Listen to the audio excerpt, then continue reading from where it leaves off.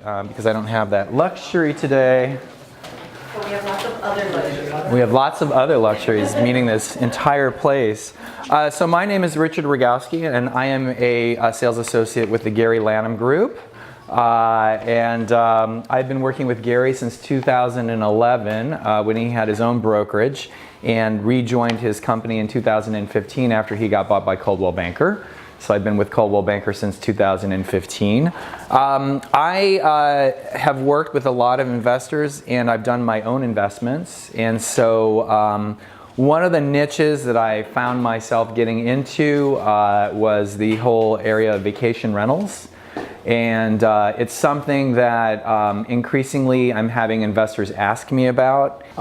If anybody would like this presentation, I can email it to you after the meeting. And if you just give me your business card, I'd be happy to do that. Or I could send it to Richard Schultz and he'll have it as well. Okay, so if you go to the first page, you know, the pros and cons, always a good thing to look at. I mean, if you're considering investment property, income property, the first thing that comes to mind is an annual rental. Well, with annual rentals, you get predictable income. It's secured by a long-term lease. There are no city or county licensing requirements unless you go below that, you know, 1-year threshold, then you have to pay sales tax. Condos, you can usually rent them if you meet their bylaws. A lot of them have a restriction of owning them for 1 year and then complying with, sometimes they'll have rental caps and things like that, but they are rentable. Tenants responsible for their own property, and you can use your own homeowner's insurance to insure the property. You don't have to get special insurance. The cons are lower risk, lower reward. Okay, and when you get into certain properties, especially in single-family homes in Wilton Manors and in Fort Lauderdale and Oakland Park, cap rates can be an issue with annual rentals just because prices have gone up so much. And rents have also gone up, but to me, not to the extent that prices have. You don't have any access to the property while a tenant is there, except, you know, with the 24 hours notice and, you know, to service things and things like that, but you don't get to use the property. It's not yours. And then if you have to evict somebody, that's always unpleasant and cumbersome, so that's another disadvantage to an annual rental. Vacation rentals, okay, it looks like a lot of cons here. All right, but the important thing to know is on the pros, and I should have put a real asterisk there, higher annual revenue potential. All right, that's the biggest draw of a vacation rental, and I can't emphasize enough. I know through my own personal experience, I've been really pleasantly surprised by the amount of revenue I've been able to drive through vacation rentals. A lot of that has had to do with how I market my property and some of the partners I've used, but I've been very impressed by what has happened in my own business and with some of my customers. And I have regular access to the property. You know, my mother comes to town, she stays there. You know, if I need to get in there, you know, to look at something, I can take care of it. You always have turnover in guests. They're always leaving, coming and going. And certain months are busier than others. I've been booked solid in my vacation property in Wilton Manors all the way through July. It starts to slow down in August and September, but my vacancy rate has been really minimal. The cons, and I say this because these are all things to keep in mind. It shouldn't really dissuade you from wanting to do this. But you know, you have to understand that the vacation economy is subject to recessions, and since I've lived in South Florida, it's been pretty strong, but if we go through another economic downturn, that could affect revenue and demand for vacation rentals. There are a number of state and county licensing requirements, and increasingly municipalities. I think every municipality right now has a vacation rental ordinance in the Fort Lauderdale area, except for Oakland Park. I'm not sure where they are right now, but for the most part, you do have to register your property and go through the approval process. Condos, I haven't encountered a condo yet that allows short-term vacation rentals, so those are off the table. So we're really talking single-family homes or multifamilies. You need a budget, you know, in order to market your property. You have to allocate a certain percent of your revenue to, you know, create a web page, partner with aggregators, be able to get the word out about your property. You have to pay for regular cleaning and maintenance. And the good news is you can actually make a margin on that item, and I'll talk more about that a little bit later. And then your normal homeowner's insurance, this is an unpleasant surprise for a lot of people. It does not cover you for a vacation rental. You do have to get a specific policy for that. I have a commercial policy for my vacation rental. In addition, the aggregator that I'm partnered with, and this is an increasingly popular thing, they're offering liability insurance as well. So you can overcome that hurdle, but just be aware of it. If you have got an investor that's going into this, make sure they're aware that their insurance will not cover it.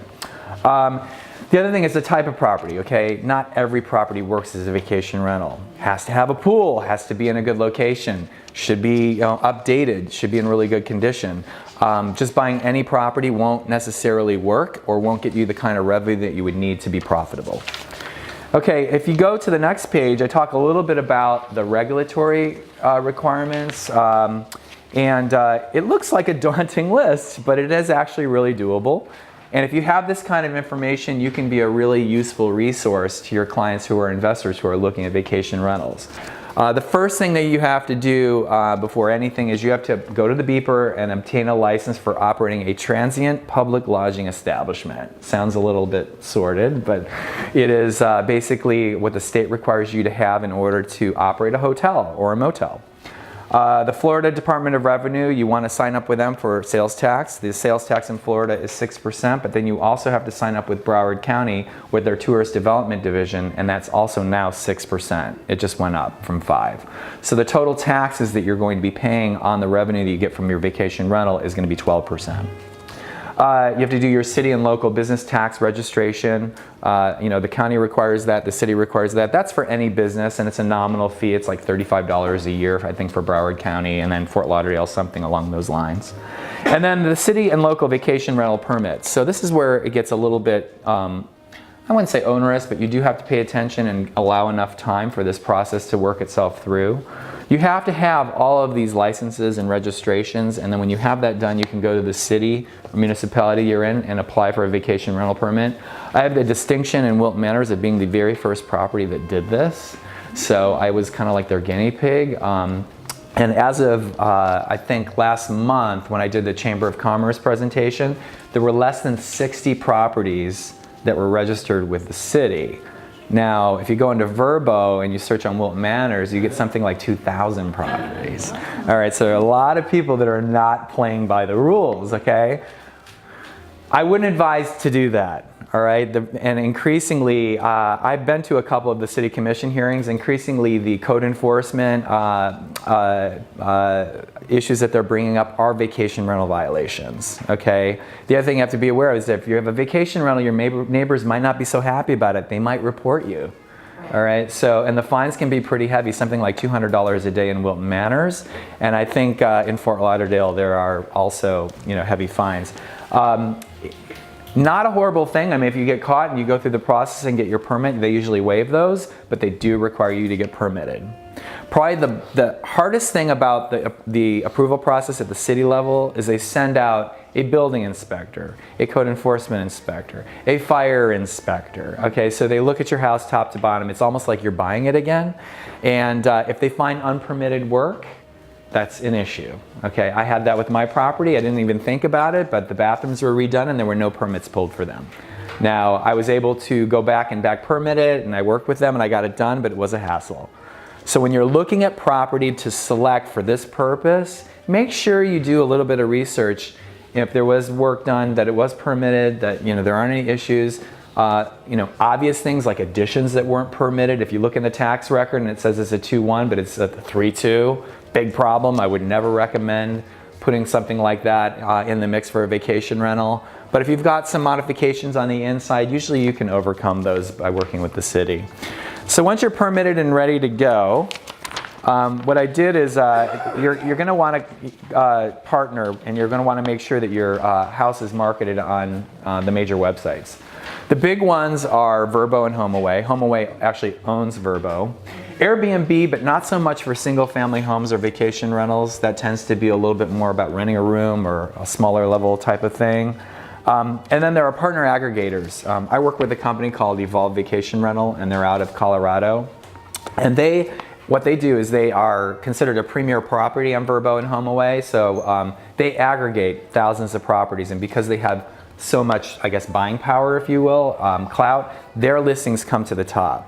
And I think a big reason why my property got a lot of attention early is because I had partnered with them. Now if you go to Wilton Manors, my listing comes up on the first page. So, wherever you go. And if you're talking about 2,000 listings, there are a lot of houses that are buried on the 10th, 11th page that aren't getting the kind of attention that an aggregator can provide. Yes, sir? What's the cost to partnership with 10%. They charge you 10% of the... Each company charges? No. So Evolve, each company does charge a fee. I'm not sure what Verbo and HomeAway charge individually. I pay Evolve 10% and they pay all the fees to all of the websites.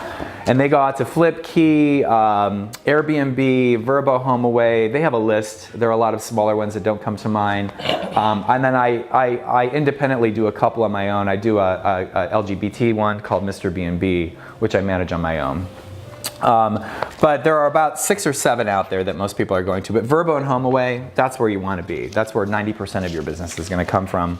I'll say the nice thing about this is you get a lot of Europeans. I have probably about 75% of my clientele is from Europe and mostly from Scandinavia, Denmark, Norway, Sweden.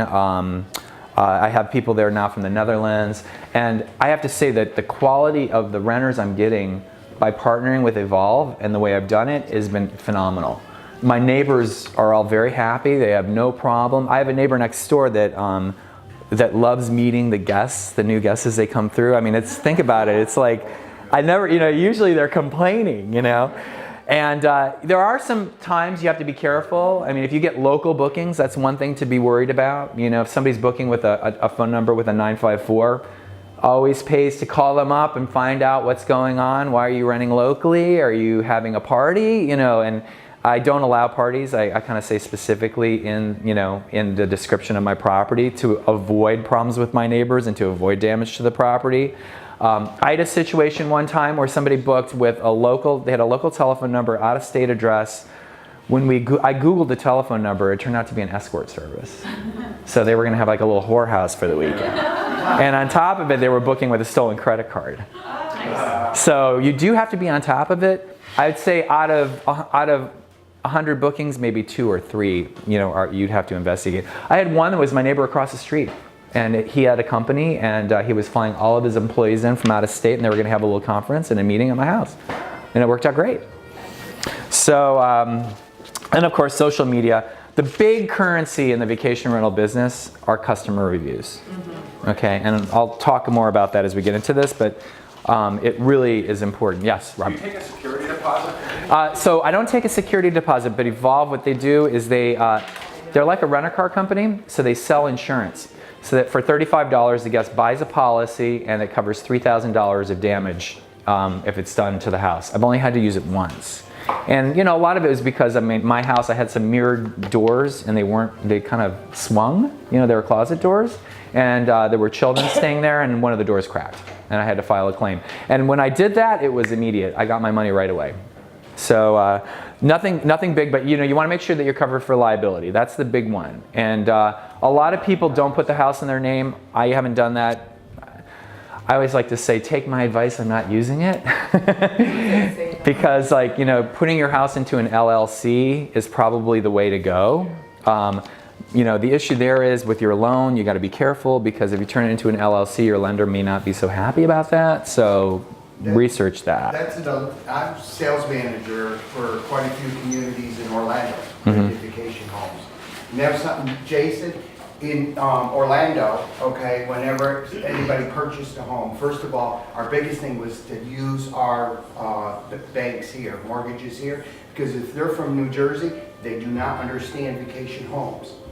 Any of the banks that handled us in Orlando, they required that the owner, when he purchases it, number one, that he would have to pay 3 mortgage payments, would have to be in his bank, in an escrow account, just to show the bank that he could do that, okay? And the day after closing, he could take the money out, but the bank required that. So that's something you have to be aware of if you have a buyer, then I don't know whether the banks are going to require that here. Also, too, with the just getting into the vacation mode here, okay, it's been around, but it's getting bigger and bigger, as he says. They're getting more and more the city into what has to be done, okay? Because I've had one person, he's just totally upset because the fees go up. Now, in Orlando, in order to rent your property, okay, you have to have exit signs. You have to have a floor plan at the front door so they know what's going on. Okay, they also require the automatic emergency lighting put throughout. So there is, you know, and the city will catch up with that, and they're gonna start making those people do those things probably.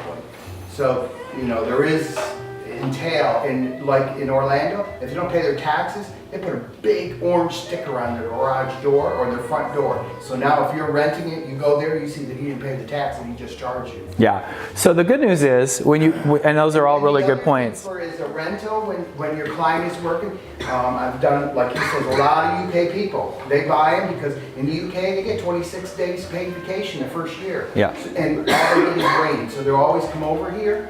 The other thing is that, and it's always the grandparents have the money. So the big thing is when we were designing the houses to be built in one of the communities, en-suites, 2 en-suites. So if you've got two en-suites, really advertise that, because what it is usually the mom and dad, the mom and dad, and bring the daughter-in-law, the daughter and the son-in-law, and the kids. So usually the way we always furnished them was 2 rooms were king-size beds, and then the other rooms were twin beds. Because, and also 2 of the banks that we had to do, we could never write furniture, right, no value. We always had to do a separate addendum and never send that to the bank. Because once the appraiser sees that addendum, or once he sees that furniture's involved, then they don't mortgage furniture. So then the price of $500 for the house, he's gonna figure the furniture's worth $5,000, and then he's going to deduct that from. Yeah, that's if you're buying it furnished. Otherwise, you have to furnish it yourself. Yeah, you know, with the city, I can only speak from my personal experience. It was pretty much the basics in Wilton Manors: wired fire smoke alarms, which at first I thought daunting. Oh my God, wired smoke alarms! It cost me $450. Oh wow. Cheap. Yeah, I have a very good electrician. It wasn't anything like I thought it would be. The other thing that they required was the fire marshal. You have to have a working fire extinguisher that you service every year. It has to have a tag on it, and you just have to mark where it is. So I got one of those things from Home Depot that has a picture of a fire extinguisher, and I put it on the door going to the garage, and you open it up, and the fire extinguisher is right there. That was totally fine for them. I've heard that they're asking for alarms on windows if you don't have the children protector around the pool. I was never hit up for that. I don't know if it's because I have sliders. I don't know. The one thing that code enforcement in Wilton Manors did get on me for was gates swinging out and self-closing. That's like their pet peeve. I don't know, every year I get hit up for that. But it really is a good education, and if you're responsible and you work with them, they're pretty. I found them to be really cooperative. I didn't see it as a big problem. The only time is a little bit of time. It took about 2 months, and in my case, it was because I think I was the first, and they were just learning. So I think they're getting better and better at it. So anyway, I just did a case study in here. You can look at it at your leisure. I selected as an example a 3-2 house with a pool, $480,000. The first scenario is what I think you could get in rent, $3,200 monthly rent if it's a nice property in a good neighborhood. And I kind of, you know, hammered out the cap rate based on your expenses and what I assume to be the NOI. And if you look on that scenario, if you go to page 7, it's only about a 4.5% cap rate. Okay, so because prices have gone up and rents haven't gone up as much as prices, cap rates are a little tough. It's really hard to get to make money on a single family house, all right?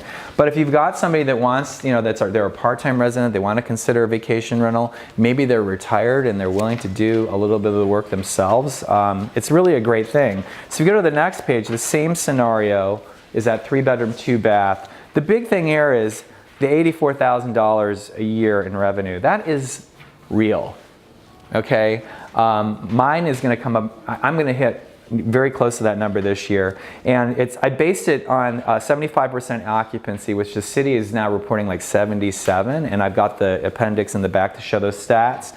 And $310 a night. Now $310 a night includes taxes, and it includes, because I have to take that off, it includes taxes and it includes, like, I charge $240 cleaning fee, which nobody ever has a problem paying, and I pay my cleaners $150.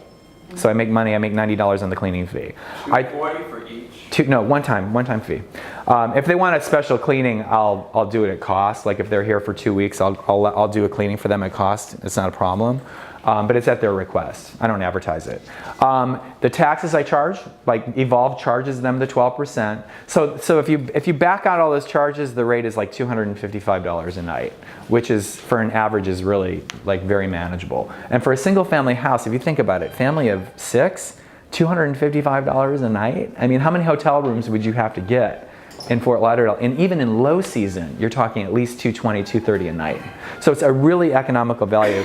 The Europeans especially like this because they like to cook, they like to bring all their family, they don't want to be having to go to restaurants every day, they like having that, and it's been great for them. But you do have to pay all these expenses. You have taxes, you have insurance, you have maintenance. Mainly housekeeping is the big one. Landscaping, utilities, you are paying for electric, water, and cable. So that is anywhere from $600 to $800 a month you've got to count in. Yeah. Sorry? Internet, high speed, everything. Yeah, I have the all the channels. I pay like $180 a month on Comcast. Another thing that's real popular too is with the UK people and stuff. They want sun all day, all day. So they always look for a southern exposure pool. I used to charge $50,000 extra for a southern pool because that's what they wanted. South facing. Oh, if they're buying a vacation rental, yeah. Yeah, in our development, south facing pools went the first. Yeah. Mine is actually a west facing, but I've never had any problem with it. Do you not find that there's higher wear and tear on the vacation home? No, I mean, honestly, no, not at all. And especially, I don't know if I've lucked out, but because with the European clients, sometimes it's cleaner than when they come in. I mean, honestly. Robert, yeah, I know you do some. I have 2 vacation rentals in Wilton Manor. And I had an annual rental there for 5 years. Now, my partner's a landscape architect, and the people that lived there had 2 little Yorkies, and they loved doing the outside, but I was never inside. When they left, it cost me $8,200 for the damage they had done inside.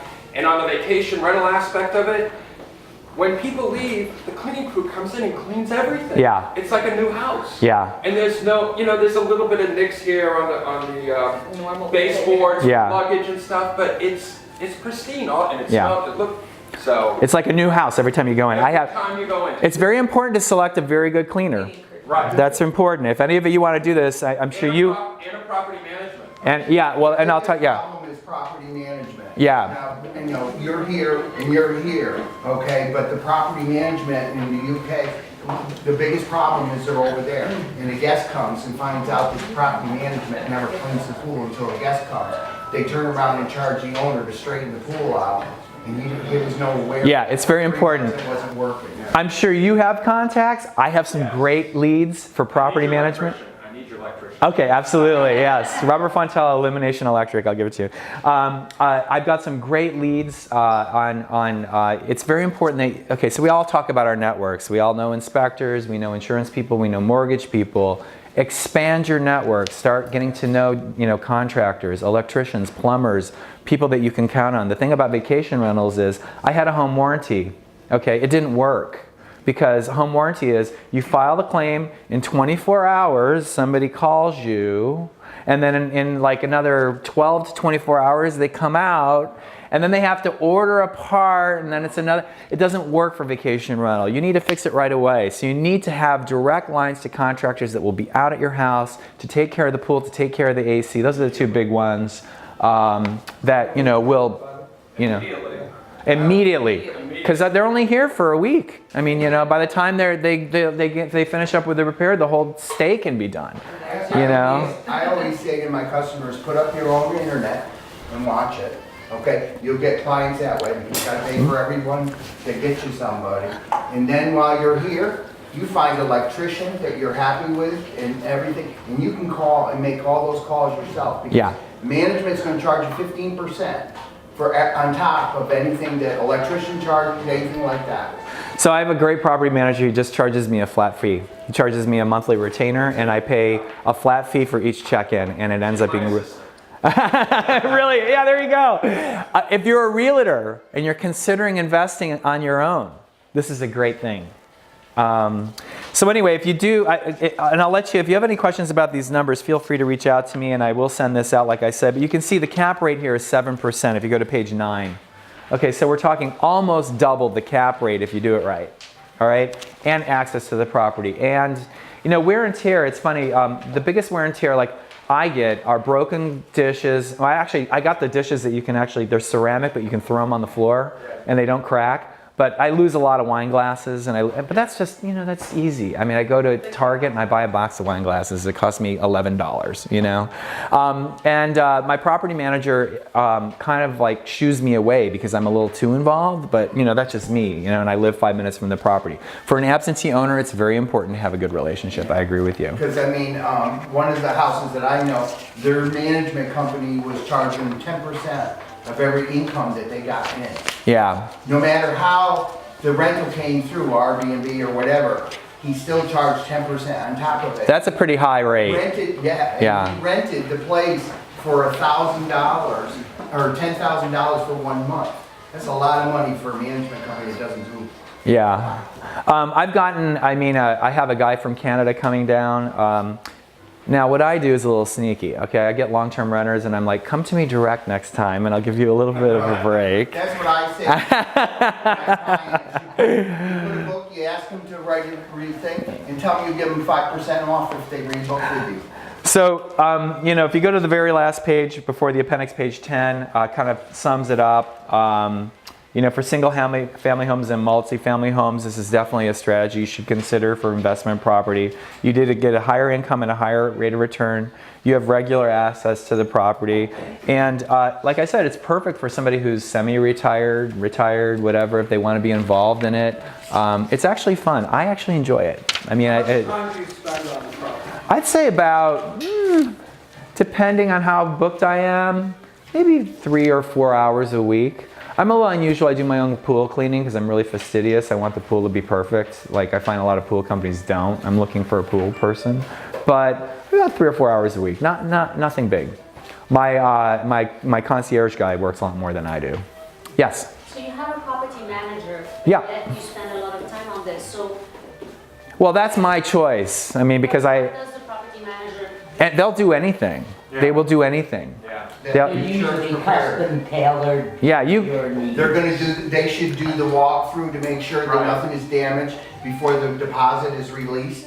Yeah. Somebody had asked about, usually what we did was, when it was rented, okay, you paid the first month's rent when you booked, okay, 1 month when it's booked. And before you come, 2 weeks before you come, you pay the balance. Well, and that's for multiple months. What Evolve does, they collect 30% of the money up front. They take their commission out of that. They pay you, and then you get the balance 30 days before check-in. So you have like this cash flow, which is nice. Yes. How do you handle billing with regard to hurricane? Meaning. Scheduling or canceling? Okay, so the way that Evolve works is whenever you book through them, you know, because they represent me, you have the option of buying trip insurance. It's like any trip. Okay. Okay, so if the customer does not buy trip insurance, then they're kind of on the hook. I had one last year that got canceled and they lost their money. Okay, they lost whatever money they had on the table. I had one that didn't buy trip insurance and she fell and broke her ankle. She was out of the UK. I elected to refund her money out of my portion, but Evolve kept their 10%. But I elected personally, I just thought it was the right thing to do because I thought maybe she'll come in the future or tell her friends, that kind of thing. It wasn't a lot of money, it was like $800 and I just refunded it. Yes? What do you feel the difference is between liability insurance that you would have to add on besides the regular percentage-wise? Well, I have a, $9 policy. I would look at your total insurance picture, okay? Because yours was $3,600, which seems... Which, mine's 30, exactly. And that's what I pay, and it's a commercial policy. With liability. With liability included for this purpose, and then Evolve gives me another $1 million of liability for each check-in. Yeah. So it's, yeah, and I have a house with a dock, and I'm just, you know, God forbid somebody falls off that dock, a child or something, you know. But that my mother looked at it and she's like, you have to put a fence up on the dock. And I'm like, are you kidding? You don't put a fence on a dock? What are you, nuts? You know, I've had no problems. I mean, it's been really good. One thing that partnering with Evolve has helped me is getting better quality renters. I mean, that's what I have to say. That and then the reviews have really helped. You know, your house cleaner is going to be so important. You want that house to be immaculate. Hotel quality. You want little amenities. You want them to corner the toilet paper and the paper towels. It's those little things you get great reviews. Restaurant lists and. Yeah, I have a whole little shrine to Fort Lauderdale in my house. It has all maps and restaurant lists and recommendations and things like that. The reviews are the most important because people look at those because. It's the first thing. So many people that will buy a house and they'll put pictures in and the pictures were 20 years old. Right. And the guests get there and they're really. Mine have been great. I've been dinged on weird stuff. You didn't have a garlic press. You didn't have enough, like, stupid stuff. So I do, and I have more utensils in my house than I have in my house. I have a question. Yeah. When you mentioned marketing it on Facebook, do you have an actual page for the property? No, I don't. I should. I should. But you know, it's just something that you should consider. Yeah. That's a great idea. I've been fully booked. I've been fully booked. So, you know, it's been really great. I mean, I can't tell you my personal experience to the point where my next door neighbor has decided to buy a house in the neighborhood and do the same thing, and he's using me as like a consultant. So, yeah. So, it's fun. It's a fun business. Anyway, thank you very much. I hope you got something out of this.